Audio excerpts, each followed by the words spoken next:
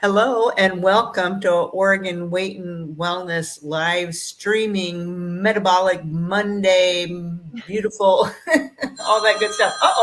Phone's ringing. No, I won't take it, but let me turn it down. Hold on a second. Hold on. Rachel, can you introduce us as I take Yes. care of this? Hello, everybody. My name is Rachel Matthews. I'm a health and wellness coach. And of course, we're with Dr. Julie Gilbert. And this is our live streaming class we do on Mondays.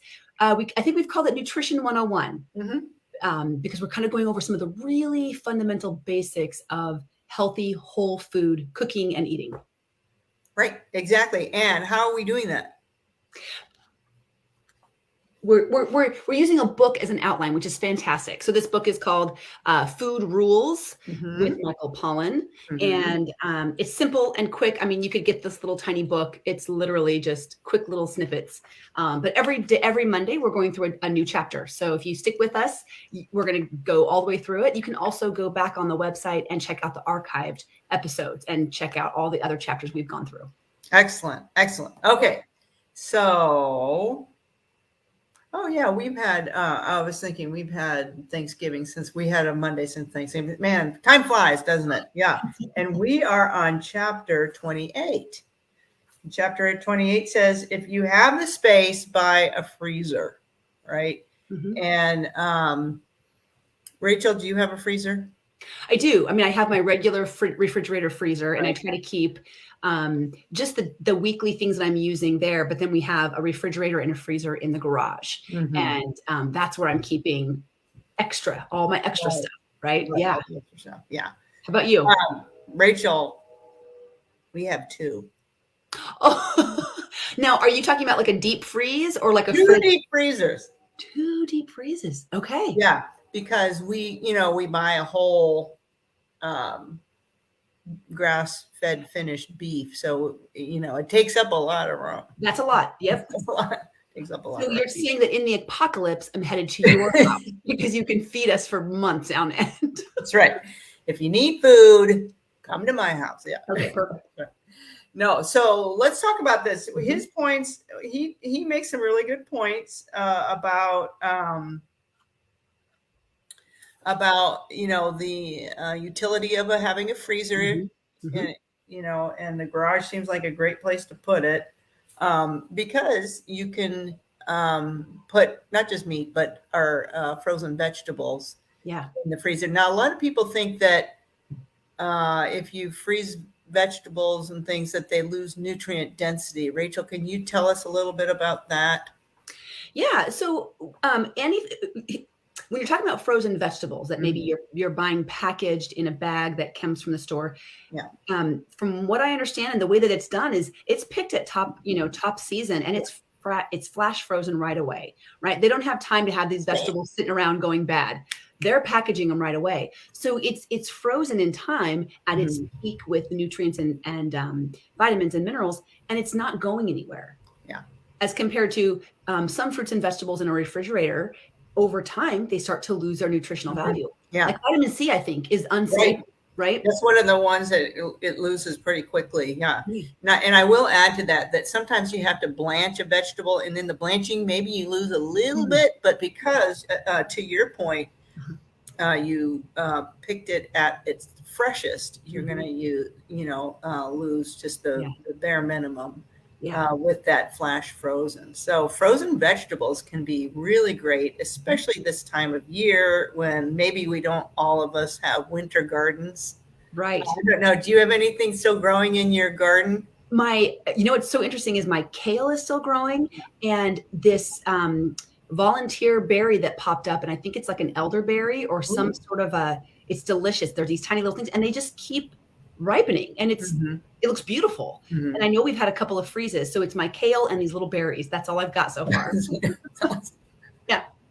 You probably can't survive on kale and those little berries. So having a freezer with vegetables picked at the height of their freshness and ripeness is, which means most nutrient density, is going to be a great thing. I still have some herbs growing, that are doing great, but other than that, I don't have much of anything. I might have kale, but to be honest, I haven't gone outside to to get it.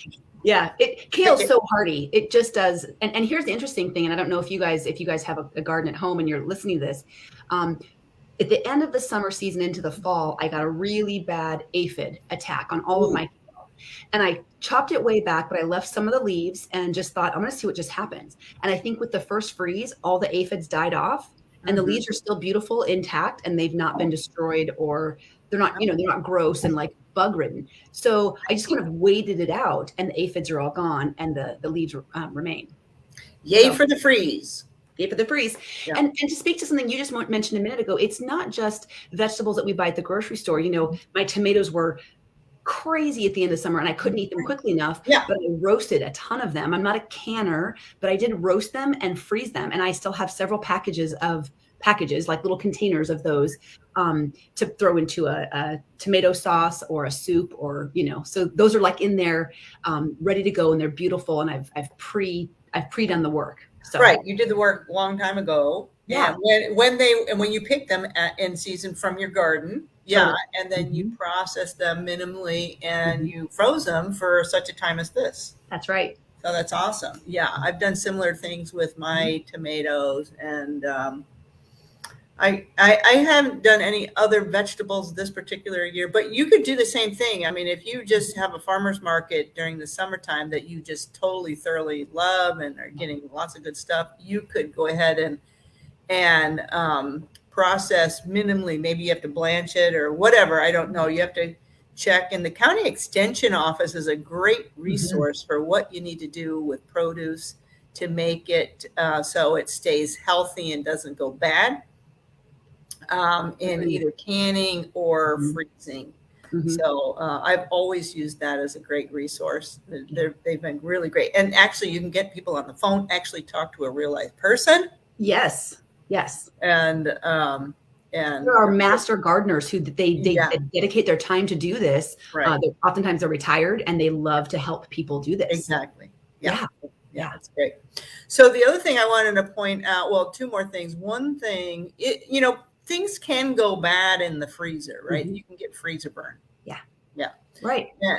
Yeah. So you want to make sure that you're putting it there, you're packaging what you're freezing appropriately. Sometimes shrink wrap has been a good way to go. What do you use, Rachel, when you're freezing? Yeah. So I use a couple different things. When we buy fresh baked bread from a local friend who bakes it for us, I package it in some paper first, and then I'm going to wrap it maybe in some foil and then in a Ziploc bag to try to keep out that freezer burn. Things like any grains or beans or legumes, I've batch cooked. I soaked over ahead of time. Maybe I Instapot cook them. I'm going to freeze them either in big Ziploc bags or in some sort of little storage containers. Sometimes they're glass, sometimes they're plastic. But what's most important is that I'm kind of squeezing the air out, right? You want to get the air out. And then I don't ever heat it up or defrost it in the microwave if it's Got it. Just let it thaw. Okay. Yeah. If it's a glass bowl, no problem. But if it's plastic, then I'm going to let it thaw out either overnight in the fridge or on the counter. And just, I think that with you get to know the certain foods and how long they can last in the freezer, right? Is it 1 or 2 months before they start to get some freezer burn, or is it longer? And you kind of get used to it. You kind of figure it out. Yeah, figure it out. That's exactly right. And it will lose some nutrient density, like if, for example, vegetables over a year in the freezer. So that's another great point, is to label them, label your what you're freezing with a date for sure, and whatever you're freezing. Yeah. Right. So, and rotate stuff. If you buy new veggies, even if you buy them at the grocery store, frozen veggies, put those at the bottom of the freezer, right? And then bring the other stuff forward and eat up what you have. Don't let it just sit there. If you pull out a bag of Brussels sprouts, you're like, oh, I forgot about this. Yeah. Time to figure out what to make with it. Right. Yeah. That's a great idea. And I can I made a little grimacy face. I don't know if you noticed that or if it showed up, but it's because the last couple of times I've opened the fridge, there's this screechy, like nails on a chalkboard sound, because the ice is somebody named, who shall remain nameless, forgot to put the freezer lid all the way down, and so then it overworks and it builds up a little ice on the yeah, it was anyway. So it's reminding me that I got to go back and sometimes we have to defrost our freezers, right? Right. That's part of the whole process. But yeah, so I use the same. I used that's interesting. I hadn't wrapped in paper and then foil and plastic. That's great. Thank you for that. But I do use the freezer bags, and I do put my mason jars in the freezer. Oh yeah. Yeah. And, you just to make sure you don't fill them all to the brim, because it will expand and then burst. Yes. I know that because it's happened to me. It's happened. Yes. Another tip about the lids of things. So if I'm doing a mason jar, I'll typically just put the lid on, but don't screw it down all the way. Right. Super. Freeze it, and then I go back and then I tighten it down. When you're talking about, so I have a lot of these glass type of storage containers with plastic lids. And if you,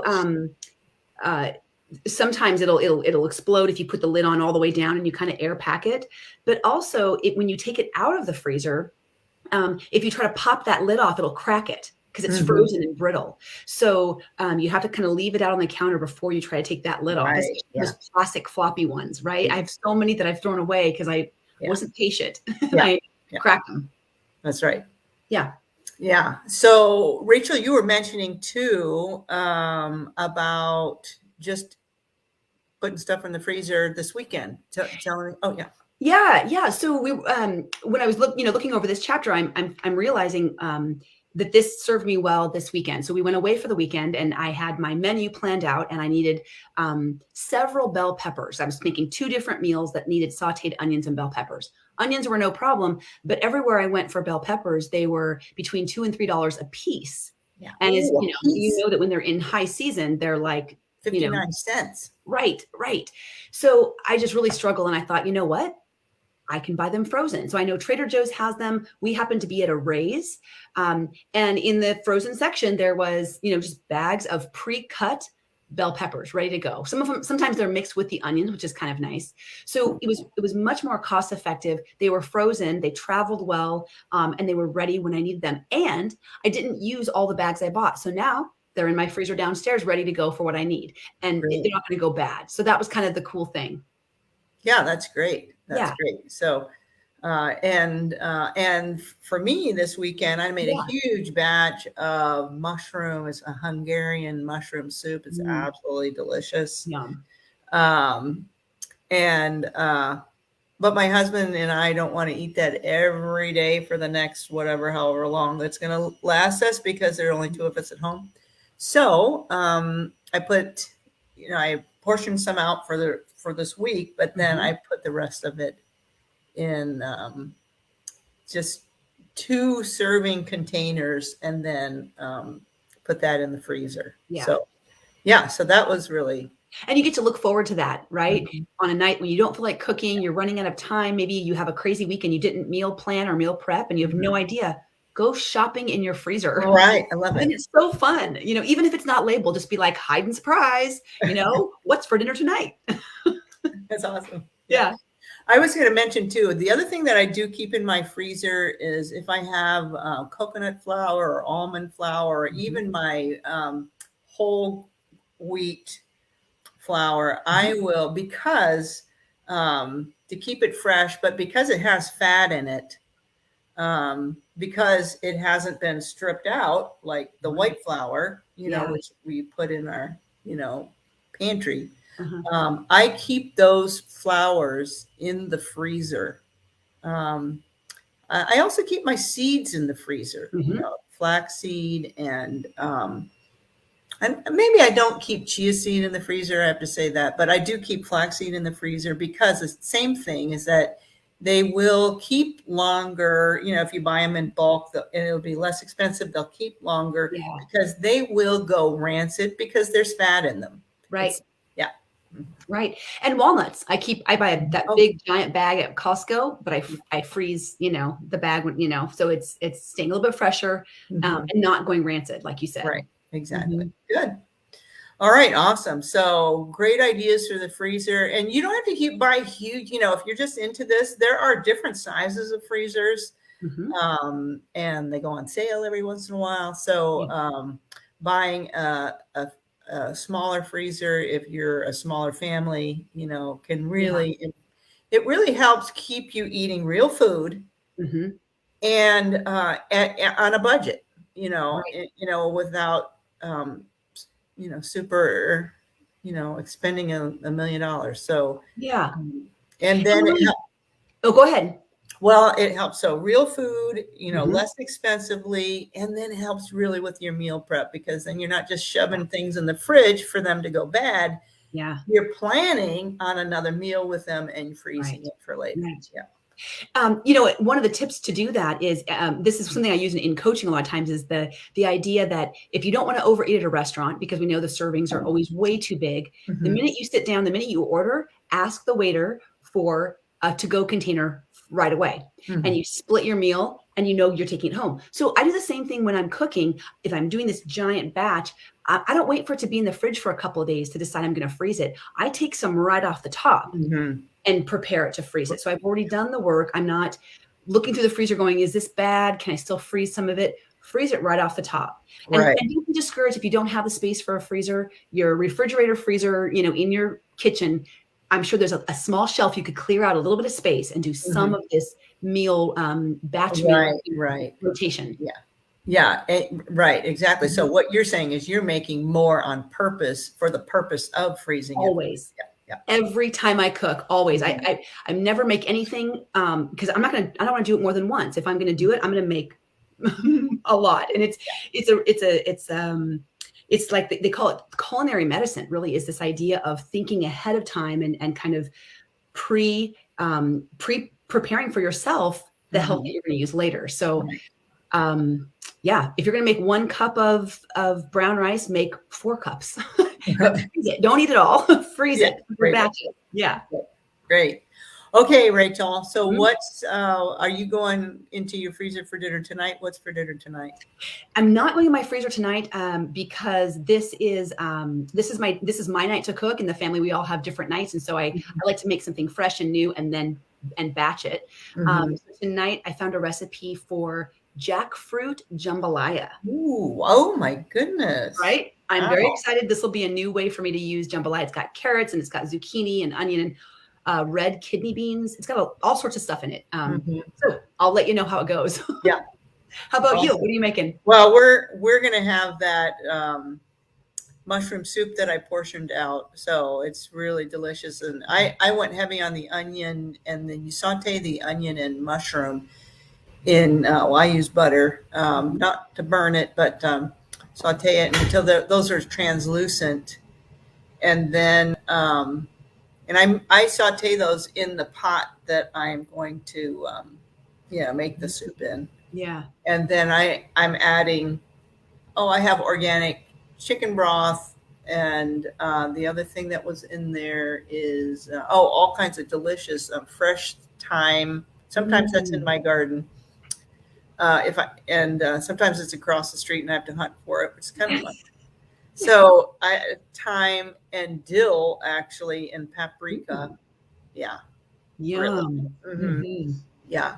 And then a little Pinot Gris or whatever your favorite dry white wine is. That makes it absolutely delicious. And then the Hungarian part of it is that you put a little sour cream in at the end. So, yeah. You don't have to if you don't want to. It's delicious by itself, but you can add some sour cream at the end. It's delicious. So anyway, we're going to have that. And my husband likes to serve that over beef, because it's kind of, with the sour cream, is kind of that creamy texture. So yeah. So we'll have I bet you're excited for that tonight. All your hard work. Yeah. Yeah. And it's delicious. It wasn't really, it was fun to make. And so that's the other thing, is that it can be so much fun to prepare healthy food for yourself and your family, no matter how big or small it is, Right. It can be very fun and fulfilling. Yeah. I guess that's a better word. Fulfilling. Yeah. You just have to rewrite the narrative you're telling yourself. That's right. Yeah. Yeah. It's not a chore. I don't have to do that. I get to look what I get That's to right. do and Yeah. figure it out. Yeah. Yeah. That's right. Yeah. All right. Well, thank you so much, Rachel. Mhm. And we'll look forward to talking with you next time. Sounds good, everybody. See you next all right. week. Bye-bye. Bye.